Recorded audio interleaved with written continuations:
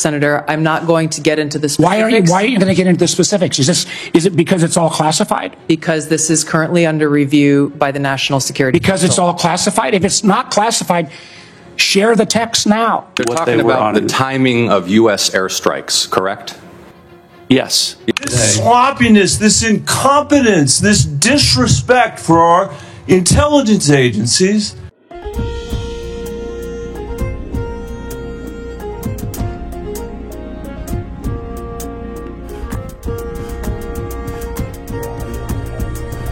የትራምፕ አስተዳደር ነውጥ ላይ ነው።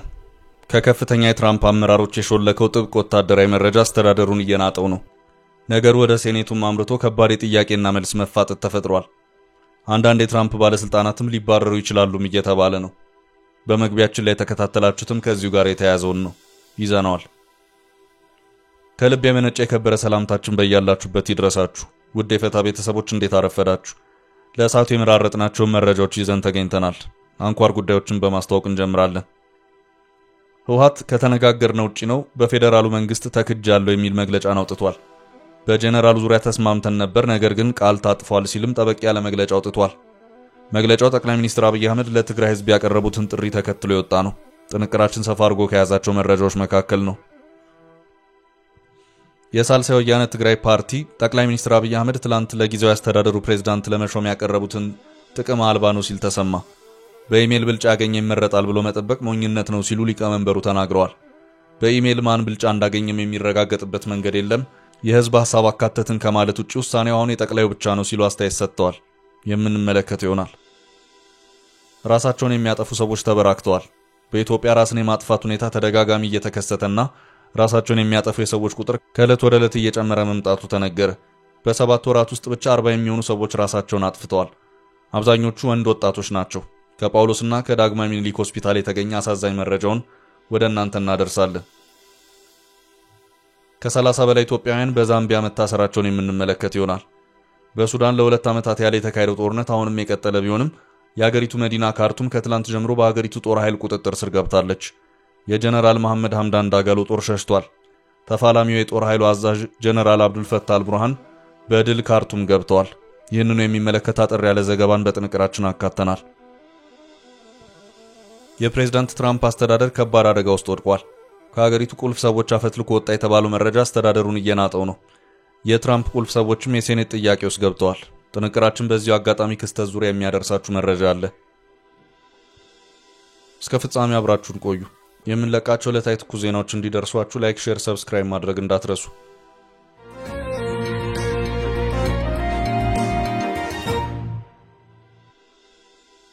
በጠቅላዩ ተክጃለሁ አልቀበለውም ህወሓት። የጀነራሉ ጉዳይ አወዛግቧል። የትግራይ ጊዜያዊ አስተዳደር ፕሬዝዳንት አቶ ጌታቸው ረዳ መቀሌን ለቀው መውጣታቸውን ተከትሎ በህወሓትና በፌደራሉ መንግስት መካከል ውጥረቶች እየታዩ ነው። የተፈጠሩት ውጥረቶች በብዙ አቅጣጫ የሚታዩ ቢሆንም አሁን የነገሮቹ የውጥረት አቅጣጫ የትግራይ ጊዜያዊ አስተዳደር ፕሬዝዳንት ማን ይሁን በሚለው ዙሪያ ሆኗል። አቶ ጌታቸውን ፈጽሞ አንፈልግም በማለት ለወራት ወጥረው የያዙት የነ ዶክተር ደብረጽዮን ህወሓት አመራሮች የእሳቸውን መነሳት ተከትሎ ቀጣይ የጊዜያዊ አስተዳደር ፕሬዝዳንት ማን ይሁን በሚለው ዙሪያ በጠቅላይ ሚኒስትር አብይ አህመድ የቀረበውን ሐሳብ አንቀበለውም ብለዋል። ጠቅላይ ሚኒስትሩ በትላንትናው ዕለት ቀጣይ የትግራይ ጊዜያዊ አስተዳደር ፕሬዝዳንት ማን እንደሚሆን ጥቆማችሁን ላኩ በሚል የጥቆማ ኢሜል ይፋ አድርገዋል። ይኸው የጥቆማ ኢሜል ይፋ በሆነ በሰዓታት ልዩነት ውስጥ ህወሓት ባወጣው መግለጫ የተባባልነው ይህ አልነበረም ተክጃለሁ ሲል አስታውቋል።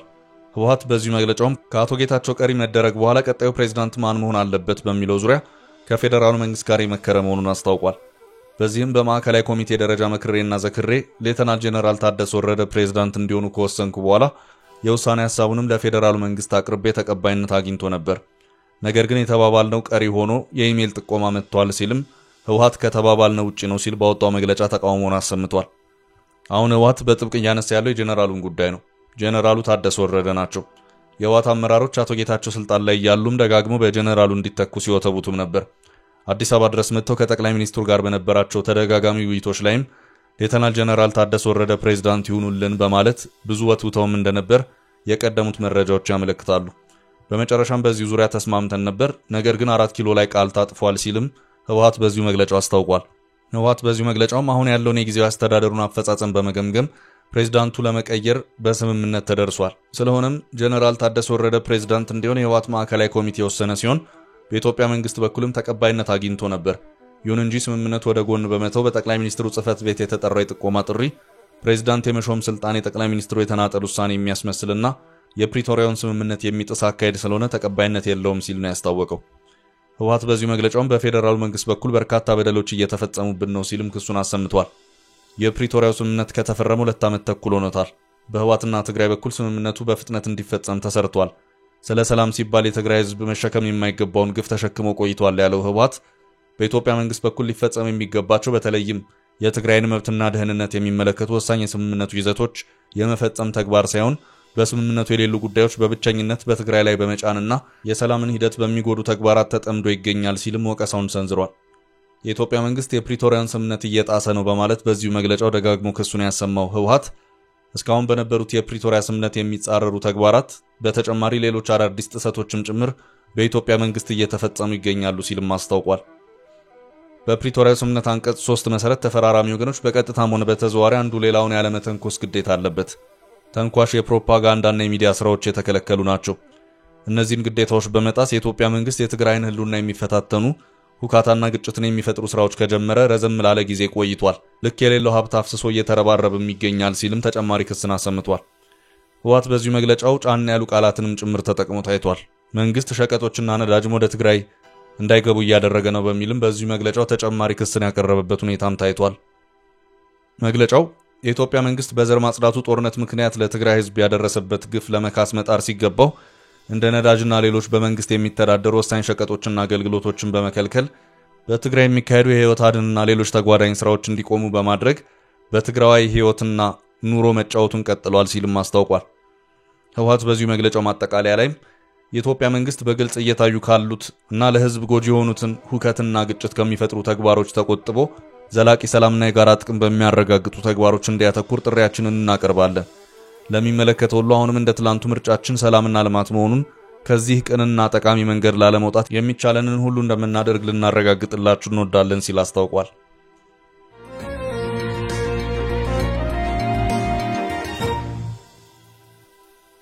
ወደ ቀጣይ መረጃ አለፍን። ሳልሳይ ወያኔ ጠቅላይ ሚኒስትሩን ጥሪ ተቃወመ። በኢሜል ብልጫ ያገኘ ይመረጣል ብሎ መጠበቅ ሞኝነት ነው። የሳልሳይ ወያነ ትግራይ ፓርቲ ጠቅላይ ሚኒስትር አብይ አህመድ ትላንት ለጊዜያዊ አስተዳደሩ ፕሬዝዳንት ለመሾም ያቀረቡትን የጥቆማ ጥሪ ተቃውሟል። የፓርቲው ሊቀመንበር አቶ አሉላ ኃይሉ ሂደቱ በህወሓትና ፌደራል መንግስት ስምምነት ላይ የተመሰረተ መሆን ነበረበት ሲሉ የተናጠል ያሉትን ጥሪ ተችተዋል። የጊዜያዊ አስተዳደር ፕሬዝዳንት ማን ይሁን የሚለው ሐሳብ ፌደራል መንግስትና ህወሓት ሊያደርጉት የሚችሉት የንግግር አካል መሆን ነበረበት ያሉ ሲሆን አሁን ጠቅላይ የሄዱበት ሂደት ግን ተገቢ አይደለም ሲሉ መናገራቸውን የሪፖርተር ዘገባ አመልክቷል። የሳልሳይ ወያነ ትግራይ ፓርቲ ሊቀመንበር በፕሪቶሪያ ስምምነት መሰረት የጊዜያዊ አስተዳደሩ ምስረታ በሁለቱ አካላት ስምምነት የሚፈጸም መሆን ነበረበት ብለዋል። 1995 ላይ የነበረን ደንብ ለጊዜያዊ አስተዳደሩ መመስረት ተፈጻሚ አድርጎታል ሲሉ ያነሱት የፓርቲው አመራር በደንቡ መሰረት ለአስተዳደሩ ፕሬዝዳንት መሾም የፌደራል መንግስት ስልጣን መሆኑን አስታውሰዋል። 533 በሚባለው ደንብ መሰረት እንዲፈጸም ህወሓት ተስማምቶ ነበር። በጊዜው ህወሓት ይህንን መስማማት ነበረበት አልነበረበትም ብለን መነጋገር እንችላለን። ሆኖም አሁን ላይ ጠቅላዩ ለውሳኔ እንዲመቻቸው የትግራይ ህዝብ ፕሬዝዳንት የሚሆን ሰው ይጠቁመኝ ብለው በኢሜል ጥሪ እየተቀበሉ ነው። በኢሜል ትልቁን ድምጽ ያገኘ ሰው ፕሬዝዳንት ይሆናል ብሎ ማሰብ ግን ሞኝነት ነው ብለዋል። በኢሜል ብልጫ አግኝቶ ማን ተጠቆመ የሚለው ራሱ ሊረጋገጥ የሚችልበት መንገድ የለም ብለዋል። ዓላማው ሲጀመር እሱ አይደለም የሚሉ ሊቀመንበሩ አሁን ላይ ጌታቸውን አንስቻለሁ ያሉት ጠቅላይ ሚኒስትር ቀጥለው ደግሞ በህዝቡ ጥቆማ ብዙ ድምጽ ያገኘ ጌታቸው ነው ብለው እሱኑ ሊመልሱት ይችላሉ ሲሉ ጥርጣሬያቸውን አጋርተዋል። ጠቅላይ ሚኒስትሩ የራሳቸውን ሰው መርጠው ጨርሰዋል የሚሉት የሳልሳይ ወያነ ሊቀመንበር ህዝቡ አሁን መረጠ ሳይሆን አስተያየት ሰጠ ነው ማለት የሚቻለው ሲሉ ገልጸዋል። ምርጫ ማለት ህዝብ ኮሮጆ ውስጥ ድምጹን ሰጥቶ የሚቆጠርበት ነው። ኢሜል ግን ማረጋገጫም የለውም ያሉት አመራሩ ጠቅላዩ በኢሜል ተመስርቼ የህዝብ ሐሳብ አድምጫለሁ ከማለት ውጪ ሹመቱ በሳቸው ነው የሚሰጠው። አካይሩ ብዙ ይጠቅማል ብዬ አላስብም ብለዋል።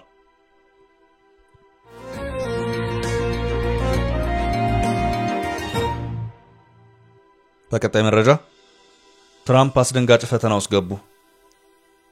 በፕሬዝዳንት ዶናልድ ትራምፕ አስተዳደር ውስጥ ከባድ የሆነ የሀገሪቱ ብሔራዊና ወታደራዊ ሚስጥር አፈትልኮ በአንድ ጋዜጠኛ እጅ በመግባቱ አስተዳደሩን እየናጠው ይገኛል።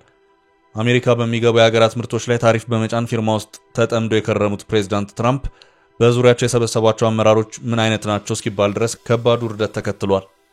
በዚህ የመረጃ ልውውጥና መዝረክረክ ውስጥ ተሳታፊ ናቸው የተባሉት የትራምፕ ባለስልጣናት የየሚዲያው መሳለቂያም ሆነዋል። እነዚህ የሀገሪቱን ጥብቅ ብሔራዊ መረጃ አዝረክርኳል የተባሉት የትራምፕ ባለስልጣናት በሴኔቱ በኩል ተጠርተው ፊት ለፊት ሲፋጠጡ እንኳን ራሳቸውን ከኃላፊነት ለማሸሽ ጥረት ከማድረግ ውጪ የተጠየቋቸውን ጥያቄዎች እንኳን ሳይቀር በአግባቡ መመለስ ሳይችሉ ቀርተዋል። ይህም ሌላ አሳፋሪ ድርጊት ሆኖም እየታየ ነው። አሁን ባለው ሁኔታ የሀገሪቱ መከላከያ ሚኒስትር ፔት ሄግሴት፣ የብሔራዊ ጸጥታ አማካሪው ማይክ ዋልትስ፣ የሲአይኤ ዳይሬክተር ጆን ራትክሊፍ፣ የብሔራዊ ደህንነት ዳይሬክተሯ ቱልሲ ጋባርድ ከባድ ፈተና ውስጥ ገብተዋል። የሚገርመው እነዚህ ሁሉም ባለስልጣናት በአሜሪካ ደህንነት ዙሪያ የትራምፕ ቁልፍ ሰዎች የሚባሉ ናቸው። ግን ደግሞ እንደተባለው ቁልፍ ሰዎች ሆነው አልተገኙም። አሜሪካውያኑም በበኩላቸው ለመሆኑ እንደ ሀገርኛ ደህንነት የወደቀው በእነዚህ ሰዎች ነው በማለት እየጠየቁም ይገኛሉ። በአሁኑ ሰዓትም ከነዚሁ የትራምፕ ባለስልጣናት ጋር በተያያዘም የሚዲያው ጦርነት ጦፏል። በራሳቸው ኃላፊነት የጎደለው አሰራር የሀገሪቱን ወታደራዊ ኦፕሬሽን መረጃ ለዛ አትላንቲኩ አርታይ ወይም ኤዲተር ጄፍሪ ጎልድበርግ አሳልፈው ሰጥተዋል የተባሉት እነዚሁ ሰዎች በሴኔቱ ተጠርተው ሲጠየቁ የሰጡት ይህ ነው የሚባል የረባ ምላሽም አለመኖሩ ደግሞ ባለስልጣናቱን ጠርተው ሲያፋጥጡ የነበሩትን የሴኔቱን ተመራጮች በንዴት ቁጭ ብድግ አድርጓል። ድምጻቸውን ከፍና ዝቅ እያደረጉ መነጽራቸውን አየር ላይ ያወራጩ የምጠይቅሽን ብቻ መልሺ ሲሉ የነበሩት የሴኔተር አባላት ከነዚህ ሰዎች ይህ ነው የሚባል አንዳች ጠብ የሚል መልስ ሊያገኙ አልቻሉ። Senator, I'm not going to get into the specifics. Why are you going to get into the specifics? Is it because it's all classified? Because this is currently under review by the National Security Because Council. it's all classified? If it's not classified, share the text now. They're talking about the timing of U.S. airstrikes, correct? Yes. This sloppiness, this incompetence, this disrespect for our intelligence agencies. ነገሩ አሁንም እንደጦፈ ነው። አንዳንድ አስተያየት ሰጪዎችም የትራምፕ አመራሮችም ፈጽሞ ብቃት የሌላቸው የአሜሪካን ብሔራዊ ደህንነት አደጋ ውስጥ የጣሉ ተፈትነው የወደቁ ኃላፊነትን ከመወጣት ይልቅ ለታይታ ወይም ለሾ የሚሮጡ ናቸው በሚል ከባድ ውርጅብኝ ወርዶባቸዋል። አሁን የተፈጠረውን ውዝግብ ያስነሳው በየመን ሁቲ ታጣቂዎች ላይ ለሚወሰደው ወታደራዊ እርምጃ ለመምከር በተጠራው ኦንላይን ስብሰባ ላይ የዛ አትላንቲኩ ኤዲተር ጄፍሪ ጎልድበርግ የመሰብሰቢያ ሊንክ የተላከለት መሆኑ ነው። የላኩለት ደግሞ እነዚህ የትራምፕ ቁልፍ ሰዎች የተባሉት ናቸው። ጄፍሪ ጎልድበርግ ጋዜጠኛ ነው፣ ጉዳዩ አይመለከተውም። ምክሩ ጥብቅ የአሜሪካ ብሔራዊ ሚስጥር ነው። እናም ሲግናል በተባለው መተግበሪያ የስብሰባው ሰዓት እንደዚሁም በመጨረሻ ወታደራዊ ኦፕሬሽኑ ስንት ሰዓት ጭምር እንደሚካሄድ ዝርዝር መረጃው በስልኩ የተላከለት ጋዜጠኛው ድምጹን አጥፍቶ ቆይቷል። በመጨረሻ ለሱ በደረሰው ቴክስት መሰረት የየመን ወታደራዊ ኦፕሬሽን መካሄዱን ሲያረጋግጥ የእነዚህን ሰዎች የመዝረክረክ ጉድ ተመልከቱልኝ በማለት ጉዳዩን ለሚዲያ ይፋ አድርጓል። በወቅቱም ፕሬዝዳንት ትራምፕን ጨምረው ሌሎች ባለስልጣናት ጉዳዩን ሊያጣጥሉና ሊያስተባብሉ ቢሞክሩም አልሆነም። አሁን ጉዳዩ ከትራምፕ አስተዳደር አልፎ ወደ ሕግ አውጪው ክፍል አምርቶ ከባድ መፋጠጥ ውስጥ ተገብቷል። Senator, I'm not going to get into the specifics. Why are you going to get into the specifics? Is it because it's all classified? Because this is currently under review by the National Security Because Council. it's all classified? If it's not classified, share the text now. They're talking about the timing of U.S. airstrikes, correct? Yes. This sloppiness, this incompetence, this disrespect for our intelligence agencies.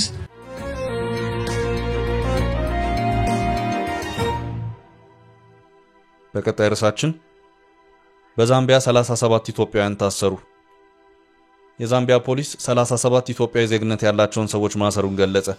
እነዚህ ኢትዮጵያውያን በአንድ የጭነት መኪና በሚጓዙበት ወቅት የተያዙት በኤምፒካ ወረዳ በሚገኝ የፍተሻ ኬላ መሆኑ ተነግሯል። የተሳፈሩበትን መኪና ሲያሽከረክር የነበረው ታንዛኒያዊም አብሯቸው በቁጥጥር ስር እንደዋለ የሀገሪቱ ፖሊስ ገልጿል። እስካኒያ የጭነት መኪናው የታንዛኒያ ታርጋ ያለው መሆኑን የጠቀሰው ፖሊስ ኢትዮጵያውያኑ መኪናው ከጫነው ዕቃ ጋር አብረው ተጭነው መገኘታቸውን አስታውቋል። በወቅቱ ሰብአዊነት በጎደለ ሁኔታ መኪናው ላይ ተጭነው የነበሩት ኢትዮጵያውያን የጭንቀት ድምጽ በማሰማታቸው የኢሚግሬሽን ባለስልጣናት ጥርጣሬ አድሮባቸው መኪናው ላይ ፍተሻ በማድረጋቸው ሊገኙ መቻላቸውን ፖሊስ ጨምሮ ገልጿል።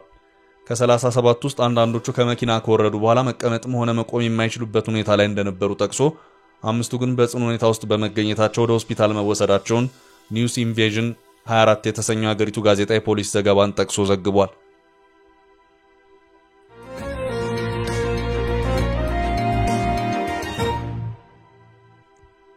በቀጣይ መረጃ ራሳቸውን የሚያጠፉ ሰዎች ተበራክተዋል። በተያዘው 2017 ዓ.ም 7 ወራት ውስጥ ብቻ 40 የሚሆኑ ሰዎች ራሳቸውን ማጥፋታቸውን የቅዱስ ጳውሎስ ሆስፒታል አስታውቋል።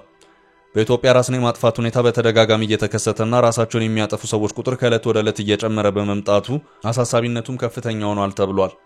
በቅዱስ ጳውሎስ ሆስፒታል የአስክሬን ምርመራ ክፍል ኃላፊና የፎረንሲክ ፓቶሎጂ ስፔሻሊስት ዶክተር መሬሳ በላይ ለአሃዱ እንደተናገሩት ባለፉት 7 ወራት ራሳቸውን ካጠፉ ሰዎች መካከል 25 ወንዶች ሲሆኑ 15 ደግሞ ሴቶች ናቸው። በተጨማሪም ዳግማዊ ምኒልክ ሆስፒታል ራሳቸውን የሚያጠፉ የሟቾች ቁጥር ከጊዜ ወደ ጊዜ እየጨመረ መምጣቱን በሆስፒታሉ የአስክሬን ምርመራ ክፍል ኃላፊና የፎረንሲክ ፓቶሎጂ ስፔሻሊስት ዶክተር እኔው ደባሽ ተናግረዋል። ሆስፒታሉ በአመት እስከ 4000 የሚደርስ አስክሬን በቀን ደግሞ እስከ 12 የሚሆን የአስክሬን ምርመራ ማድረጉን ያስታወቁም ሲሆን የአስክሬን ምርመራ ስራው በእጅጉ ፈታኝና ከባድ ከመሆኑ የተነሳ ስነ ልቦናዊና ስነ አእምሮአዊ ጫና ያሳድራል ብለዋል። በአጠቃላይ ራስን ከማጥፋት ጋር ተያይዞ ወደ አስክሬን ምርመራ የሚመጡት በወጣትነት የዕድሜ ክልል ያሉ መሆናቸውንና በጾታ ደግሞ ወንዶች ከፍተኛውን ቁጥር እንደሚይዙም ኃላፊው ተናግረዋል። ሰዎች ራሳቸውን የሚያጠፉበት ሁኔታ በአብዛኛው ራሳቸውን በመስቀል እንደሆነ የተናገሩት ዶክተር እኔው አንድን አስክሬን መርምሮ ለማጠናቀቅ ከ2 እስከ 3 ሰዓታት እንደሚፈጅም አክለዋል። እስከ ቅርብ ጊዜ ድረስ ባሉት ዓመታት የአስክሬን ምርመራ የሚከናወነው በውጭ ዜጋ ባለሙያዎች ብቻ እንደነበር የገለጹት ዶክተር እኔው ኢትዮጵያውያን ባለሙያዎች በማህበረሰቡ ዘንድ በነበረው አስተሳሰብ አስክሬን መርማሪ ሐኪም መባልም ባለመፈለጉ የባለሙያ ቁጥር አናሳ መሆኑን ተናግረዋል። ነገር ግን አሁን ላይ ህብረተሰቡ ግንዛቤ እየተሻሻለ መምጣቱና የሙያው ፈላጊዎች ቁጥር እየጨመረ መምጣቱን ጠቁመዋል። ሰዎች ራሳቸውን ሊያጠፉ የሚችሉበት ምክንያት በአእምሮ ህመም ምክንያትና ከልክ በላይ በሆነና ስሜታዊ በሚያደርግ ጭንቀት፣ በህፃናት የዕድሜ ክልል ከሆኑ ከቤተሰብ መለያየት በሚሉና መሰል ምክንያቶች መሆኑን ባለሙያው ተናግረዋል። ዘገባው የአሃዱ ሬዲዮ ነው።